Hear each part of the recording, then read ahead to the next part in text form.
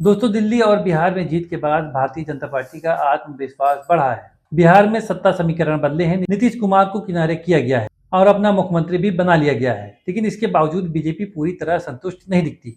वजह साफ है, पश्चिम बंगाल अब भी उनके लिए सबसे बड़ा राजनीतिक चुनौती बना हुआ है। नरेंद्र मोदी के सत्ता में आने के बाद 2016 और 2021 दोनों विधानसभा चुनाव में बंगाल ने ममता बनर्जी पर भरोसा जताया है। बीजेपी ने पूरी ताकत लगाई, बड़े बड़े चेहरे उतारे, विशाल रैलियां की, लेकिन बंगाल की जनता ने दीदी को ही चुना।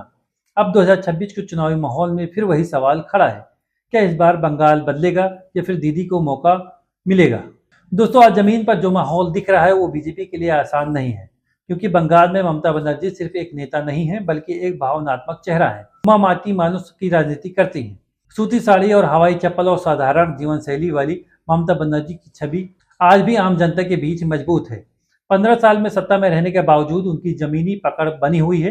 वो सिर्फ सचिवालय की नेता नहीं है बल्कि जरूरत पड़ने पर सड़क पर उतरने वाली नेता मानी जाती है। और यही वजह है कि बीजेपी के बड़े हमलों में जैसे ईडी सीबीआई की कार्रवाई और लगातार राजनीतिक दबाव के बाद भी ममता को कमजोर करना आसान नहीं हुआ। दोस्तों, बंगाल की राजनीति में एक बड़ी ताकत है महिलाएं, और ममता बनर्जी ने इस वर्ग पर सबसे ज्यादा मजबूत पकड़ बनाई है। लक्ष्मी भंडार, कन्याश्री, रूपश्री, सबूत साथी जैसे योजनाओं ने महिलाओं के बीच टीएमसी को बेहद मजबूत बनाया है। आज ममता बनर्जी के पास महिला नेतृत्व की सबसे बड़ी टीम है। संसद में विधानसभा तक महिलाओं को टिकट देना, आगे बढ़ाना और संगठन में जगह देना, ये उनकी राजनीति की खास पहचान बन चुकी है। और यही वजह है कि बंगाल में सबसे बड़ी महिला आबादी आज भी दीदी के साथ खड़ी दिखाई देती है। दूसरी तरफ बीजेपी के कुछ नेताओं की भाषा और बयानबाजी बंगाल की जनता को पसंद नहीं आ रही। खासतौर पर जब किसी महिला नेता पर व्यक्तिगत टिप्पणी होती है तो उसका उल्टा असर पड़ता है। बंगाल सामाजिक और सांस्कृतिक रूप से संवेदनशील राज्य है। यहाँ सम्मान की राजनीति बहुत मायने रखती है। टीएमसी की दूसरी बड़ी ताकत है अभिषेक बनर्जी। उन्हें पार्टी का रणनीतिक दिमाग माना जाता है। बीते कुछ वर्षों में उन्होंने पार्टी के संगठन को मजबूत